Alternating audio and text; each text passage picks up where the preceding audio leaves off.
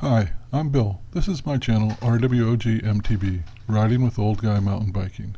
If you are new to my channel, welcome. If you are a subscriber, welcome back. This video is a companion to my recent video that the bike park is not just for pros or adrenaline seekers. In that video, I discussed why bike park riding is for beginners and families too.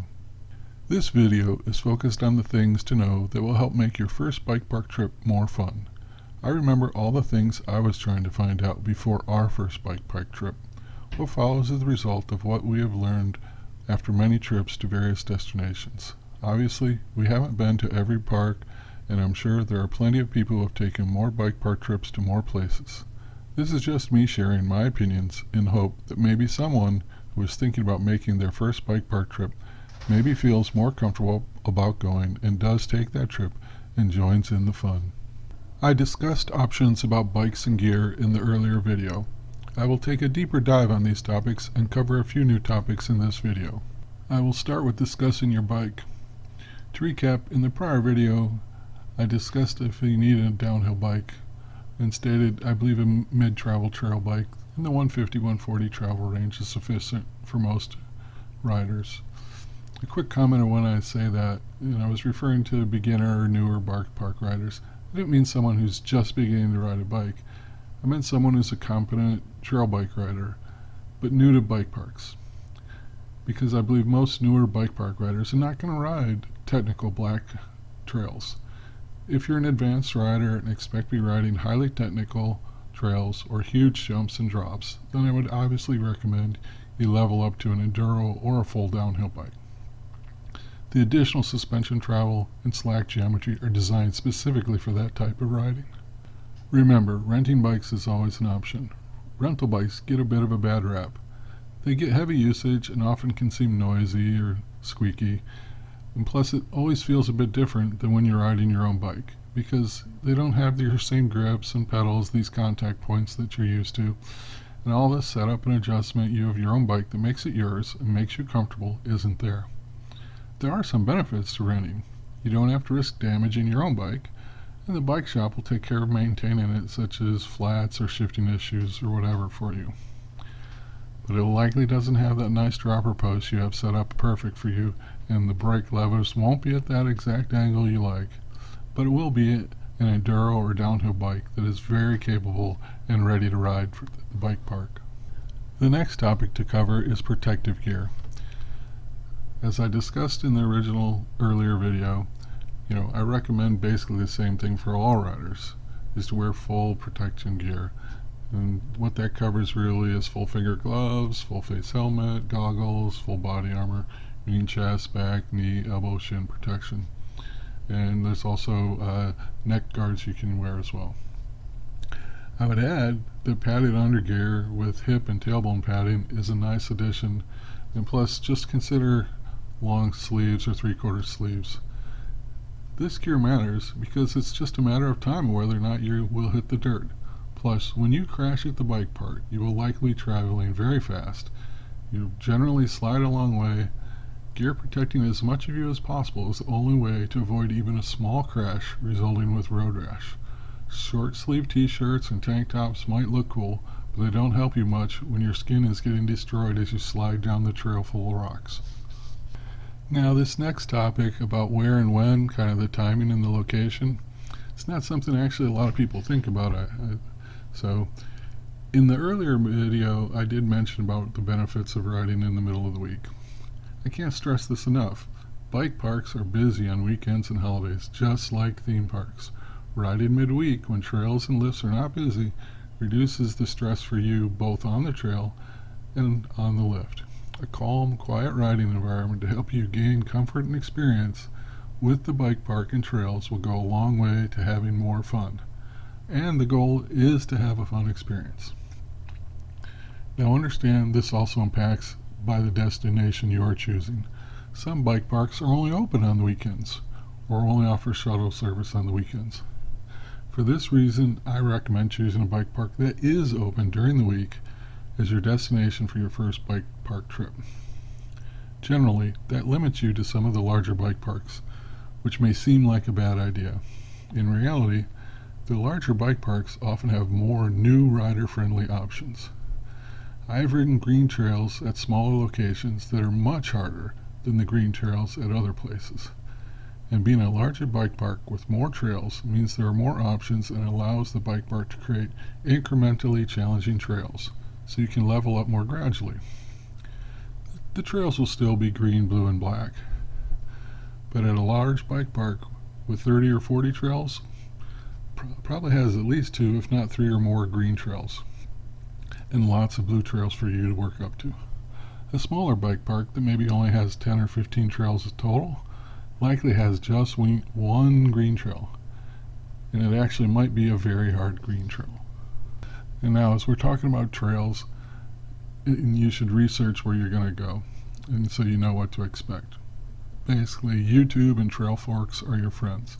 You can research these trails and watch videos of people riding these trails. Now, what I recommend though when you watch these videos, be warned. GoPro/action cameras, they use these fisheye lenses to give you this larger view. As a result, the perspective is off. Videos are not accurately representing the steepness of the trails you will be riding. Flat or small downslope trails can even actually look like you're going uphill on a video, and very steep trails can look like there's only a slight grade. You will find everything is steeper than it looks on video. Additional comment on trails referring back to videos. The other thing action cameras do besides throw off the perspective is the camera stabilize the video so it's easy to watch on YouTube or wherever you're seeing it. The trails mostly look smooth on video. They are not smooth. Even easy flow trails are rocky and uneven. Riding at the bike park, you will often hear riders talk about hand pain and arm pump. Both of these are real. You will feel them both on your first ride at a bike park. 2 things drive this pain you will feel. First, you're going faster on rougher trails for longer, consistent downhill runs than you would normally in your home at trail riding. This increased speed in uneven rocky trails create a lot of vibration through your bike, through your handlebars, into your hands and arms. Most riders' first reaction to this higher speed and rocky riding is to death grip the bars, holding more tightly so they don't lose grip.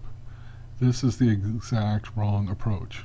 You will learn to have a soft, loose grip to limit some of the muscle fatigue and vibration transferring to your hands and arms. Newer riders also brake more, trying to control their speed and limit the speed they're riding. This also turns into pain in your fingers. They are not prepared for the workload it takes for heavy braking for 10 minutes straight when you're doing a long run downhill. Weirdly, as you become more comfortable with speed, you brake less, go faster, which in turn saves your hands from the pain from all the braking. But in a way, going faster hurts less, but that extra speed does ramp up the vibration. So balance a soft and loose grip with reduced braking help balance the hand pain and arm pump. The next topic is weather and clothing. Consider weather and what you need to bring for your trip. Yes, it's probably summer and even 90 degrees at home when you're going on your bike park trip. But remember, you will likely be at higher elevation. Could be just from a couple thousand feet to even over 9,000 feet, depending on where you're going. This can impact you beyond just lower temperatures. An extreme example, for instance, if you travel from where I live in Florida, say 20, 30 feet of elevation, and you go to Angel Flower Bike Park in New Mexico at over 9,000 feet above sea level, if you need to plan to acclimatize for that type of elevation change. If you were to ride immediately in that scenario, it's super dangerous. But even smaller changes will still affect you. For us, just going to Snowshoe, West Virginia, which is at 48 elevation, there's a noticeable impact in reduced oxygen when we visit. With this change of elevation also comes the change of weather. The joke about mountain weather being, if you don't like it, just wait an hour, it'll be different. It's basically mostly true. You should be prepared for really hot and really cold temperatures. Sunny, cloudy, windy, foggy, and rainy conditions can all occur on your same day of riding. consider that the bike park can stay open and will let you ride in rainy conditions. They do stop the lift and close the park for weather conditions when there's lightning, high winds, or strong rains. Be prepared for all possible weather and understand they may need to close the park and shut down the lift for weather. A pointer about riding in muddy, rainy conditions.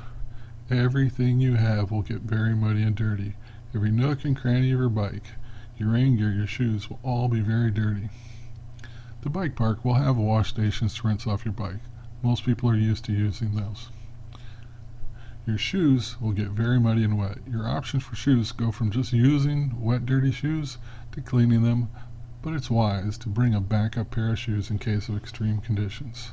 As for your rain gear, it will get dirty, so if you're concerned, some people don't want to wear expensive rain jackets, and I understand it. I don't either. Personally, I get inexpensive rain gear knowing that either mud or crashes could destroy it. I generally buy cheap rain pants. I've even cut some of them off to be shorts for more comfortable riding. Some of my favorite bike park laps have actually been ridden in the rain, and I was keeping mostly dry with inexpensive rain gear and made those rides enjoyable. Finally, vision when riding in the rain can be difficult. Yes, your helmets have visors, but they do not prevent all the rain from getting on your goggles, and eventually wiping your goggles with your gloves result with just spreading mud around and making it hard to see. Some people prefer to ride without goggles in the rain. Or you can try using tear-offs, which periodically clears your goggles for you. Another option are roll-offs, which you can pull a fresh strip of roll-off while you're riding. None of these are perfect. All depend about the conditions you're in. You need to figure out what works best for you. Just knowing and be prepared with options is the best approach. One last thing about clothing. Even if it doesn't rain when you're mountain biking at the bike park, generally everything you wear will get very dirty. Eventually, most riders settle on a set of clothes they use. They're not worried about it getting dirty or destroyed from crashing. The point being, if you have a favorite shirt or special shoes or any lucky shorts or anything that you want to keep in nice condition, do not wear it when you're mountain biking at the bike park. Okay, this next topic is about components and brakes and tires, and this is probably the most specific section that I would talk about. The two components that I think matter the most are brakes and wheels and tires. Now, with hydraulic brakes, I talked about how amazing they are. The thing you need to be prepared for, especially on your first bike trip, is you want to have spare pads. It's very possible you will burn through a pair of pads your first trip, if not even possibly your first day. And it's not the only types of spares you should bring. In general, if you have spares for things, bring them. I've needed to replace saddles, grips, pedals, brake lines, all damaged as a result of crashes. So the point is, you can't be certain the bike shop will have everything you need. You will then have the option, though, to possibly rent something if you can't repair your bike. Now, as I mentioned, the second component deals with your wheels and tires. In the video, I described that tires come with different casings and numerous options. In my opinion, downhill casing tires or DH casing tires are the best way to go. Basically, they're tires that have sidewalls that are about twice as thick as a regular tire. You can get different casings which have other types of inserts or fabrics or things to help with them. I like these casing tires because they're super thick. It's very difficult to cut them on rocks. Our experience with having them is really good. Additional, you go tubeless. So we use these downhill casing tires. We are going tubeless with Cushcore tire inserts. So in the inserts and tubeless help prevent pitch flats that you get from square edge hits and big drops. Early trips that we took to the bike park with regular casing tires and tubes, we had lots and lots of flats. With this setup of downhill casing and tubeless with Cushcore, it's been bomb-proof for us. For over 3 years of bike park trips, we've had no flats with this setup. So, one final gear maintenance pointer. Obviously, you're checking tire pressures. Thing goes back to all the vibrations we talked about with hand and arm pump. Those vibrations will work bolts loose on your bike. You're going to need to check to see if anything comes loose. I have found axles loose, spokes, the stems, different things have come loose. So checking that everything's tight and properly torqued is a big benefit. The next topic is miscellaneous, about extras. Specifically, let's start with arrivals. This is specific to arriving at a bike park you've never visited before. Many bike parks are obviously located in the mountains. Many are ski resorts first, bike parks seconds. Generally, you will find this means you leave a major highway with 2 to 3 hours of small country mountain roads still to drive to get to your destination. Often when traveling, people generally travel late into the evening to get to where they're going so they can arrive, sleep, get up, and start their activity. I'd recommend you plan to arrive a bit differently for your first bike park trip. Driving these unfamiliar, small, twisty mountain roads at night, likely without Google Maps because there's no cell coverage, it's not my idea of fun. Now understand your travel plans are impacted by where you live and where you're going. As a rule of thumb, I would recommend you plan to arrive during daylight at least, and plan to add an hour for expected drive time, as those mountain roads are slower than the mapping software tells you they are. If at all possible, arrive late afternoon, around 4 p.m. This should allow you to get checked in, take care of any items like picking up lift tickets or rental bikes, avoiding the start of the day lines you'd have the next morning. So also, the longer you're at the elevation before riding, the less it will impact you. The next topic is food. Now this is very location specific. If you're at a larger bike park that is a ski resort, you may be staying in rental condos with full kitchen and amenities. Ski resort areas often have restaurant options, so you might be planning just to dine out for your meals. If so, you're all set. Also, this depends on the length of your trip. If you're only riding one day, maybe you're bringing your food with you. Going to the bike park is a long trip for us. We're usually there for a few days, often 3 or 4 days of riding, meaning 4 or 5 nights at the destination. For this day, we need groceries.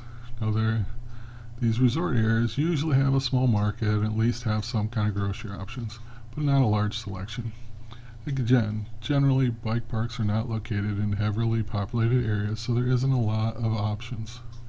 I recommend you research the area you will drive through on the way, and hopefully you will pass through a town with a nice grocery less than an hour from your destination.